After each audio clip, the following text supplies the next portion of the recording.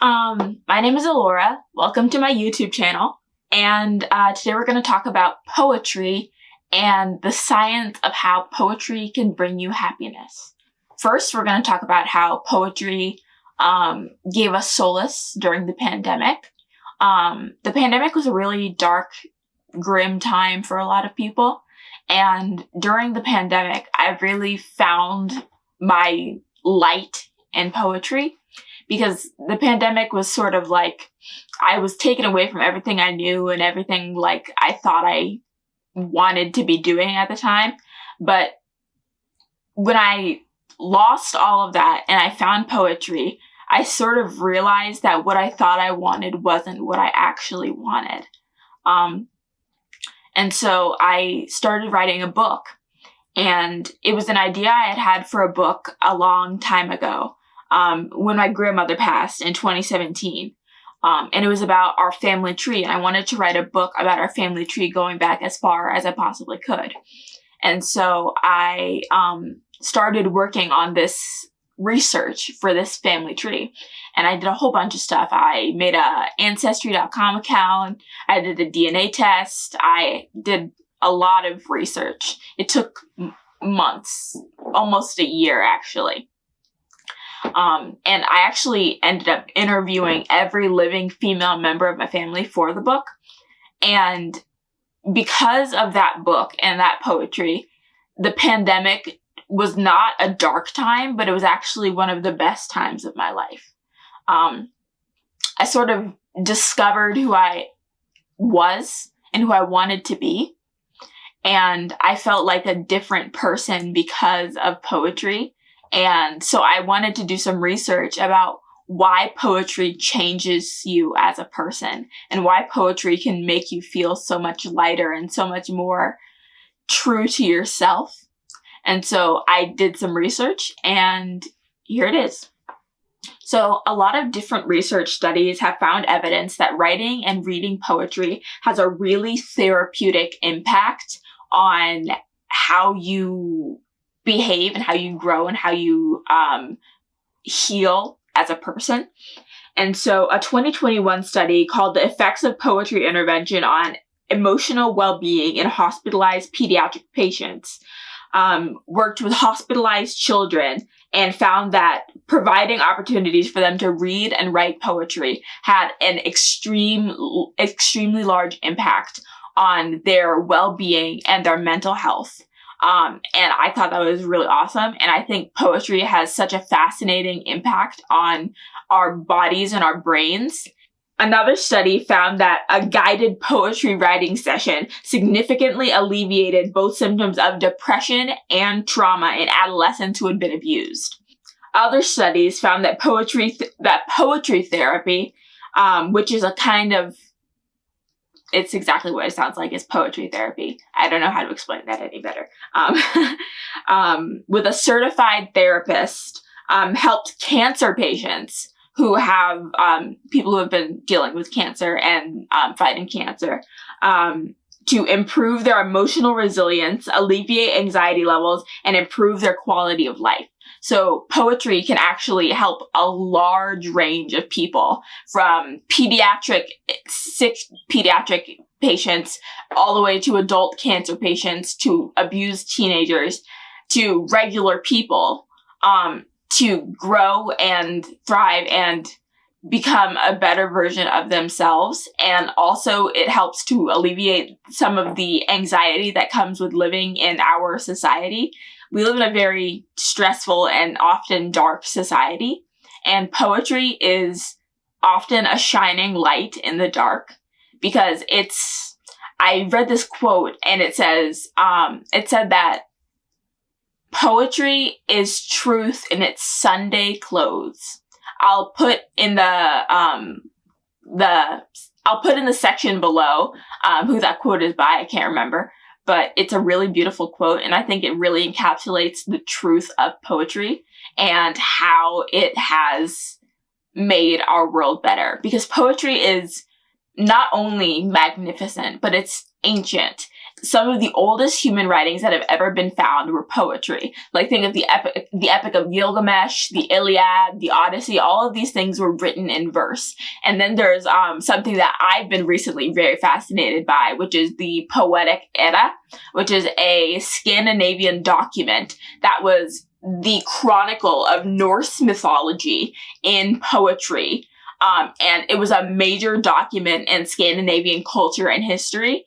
And it was a very prominent and powerful piece of literature in their society. And I think that just goes to show how poetry has been impacting people for thousands of years. For as long as there have been people who knew how to write, there has been poetry. And poetry has been making our lives better. Okay, so then I want to talk about the neurochemical and neuroscientific effects of poetry. Scientists have found that reading poetry and writing poetry activates the brain's reward system, the system linked to pleasure and motivation and emotions. And when you read a poem that you find particularly beautiful or particularly salient or moving, your brain releases dopamine, which is the chemical of feel good. And it's the same chemical that's released when you listen to your favorite music or you see somebody dancing or you dance. And poetry releases those same feel good chemicals and has a really powerful impact on the brain and how it processes emotion. Like, poetry has been a really powerful tool in teaching people to manage their emotions, especially people with learning disabilities, neurodivergences, or any sort of mental illness, because poetry is a really powerful tool for people with mental illness to develop a foundation of self-healing and self-maintained emotional stability. And I think that's really awesome, and I think that everyone should be reading more poetry, and that people should be writing more poetry as well. Let's not forget about the benefits of writing poetry. Let's not forget about the benefits of writing poetry. Writing poetry helps people to express their emotions and process their thoughts and their inner world. It's a form of self-expression that can help. It's a form of self-expression that can help you articulate your inner feelings and your deepest thoughts and your deepest comprehensions of the world and how it works in your head and from your perspective. And so writing poetry, many people find that writing poetry is extremely helpful and extremely beneficial to their mental well-being and how they are as human beings. Finally, our brains are finely tuned to rhyme and rhythm. So rhyme and rhythm actually trigger many responses in our brain from as small as newborn babies. When they hear rhyme, their brains light up in a way that doesn't happen when they hear other forms of speech. The same thing happens in adults. When you hear rhyme or poetry that rhymes, your brain lights up in a certain way. It can trigger goosebumps, it can trigger tears, it can trigger all of these feelings and all of these physical sensations that will transform the way you look at something, the way you hear something, the way you experience something. And I think that's such a fascinating and powerful tool that we have been given in poetry. And I think it's creates an amazing experience and an amazing sensation. And I think poetry is one of the tools of all time. I think it's one of the tools of all expression, of all humanity. I think it's the most human art because it's something that really revolutionizes our concept of language. And I think that poetry is, since its conception, has been a game changer. Writing poetry provides a sense of catharsis, releasing pent-up emotions, and I think that's really cool. The most powerful drug used by mankind is words. Dance is another really great art form that releases pent-up emotions and creates harmony and emotional wellness. So if you don't think you're into poetry, maybe try dancing. Reading and writing poetry can elevate your mood by activating the brain's reward system. Poetry stimulates the brain's right hemisphere, which is responsible for creativity and imagination. And I just think that's awesome. Poetry can also create a really strong sense of social connection. It can create community between you and your peers and other poets. And that can be transformative, as it was transformative for me, because I really struggled to make friends until I discovered poetry as a community activity and not just a personal activity. Once I realized I could be a poet in company, I was transformed forever. And I sort of blossomed. And I became a different, better version of myself who was able to be an artist out loud.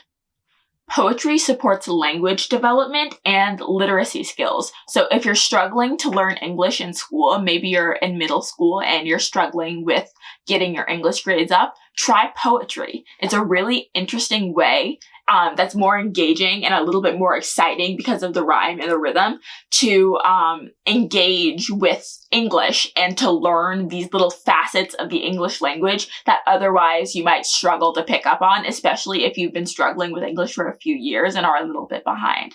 Poetry can really be transformative for someone who struggles with English. And finally, critical thinking. And analyzing and interpreting poetry is one of the most powerful ways to develop your critical thinking skills. So poetry can actually be a tool for debate or an argumentative tool. You can use it to develop your skills in public speaking and arguing so that you can be a better debater or public speaker. And it's been really revolutionary for me as a public speaker, and I think it could be very helpful to a lot of people. This is my book, Walking Gentry Home, and I'm really excited that it's out in the world now, and I hope you will take some time to read it. It chronicles 270 years of my family history in a small town in West Tennessee entirely in verse, which is poetry, and it's gotten some really great reviews, and it was blurbed by Bettina Love. I don't know if you know who Bettina Love is, but that's awesome. She's like my favorite critical race theorist. I know critical race theory gets a bad rap, but it's really just she does educational theory in the terms of norm critical pedagogy, which is a really complicated phrase. But it basically means she examines how being Black in our society can impact your education, and she teaches people how to teach with the consideration of somebody's historical, racial, and societal upbringing in mind. And so she's a really amazing researcher and professor, and I've met her several times. She's so cool and so nice. Highly recommend Bettina Love and also this book, which she liked. So that's my little tidbit about science and the science of happiness and poetry. And I really hope you liked it. Don't forget to like, subscribe, leave a comment below if you feel like it, or if you don't feel like it, then don't do it. I'm not gonna make you. You can do whatever you want. But if you want to, you know what to do. So thank you for watching, and I'll see you next week. Bye.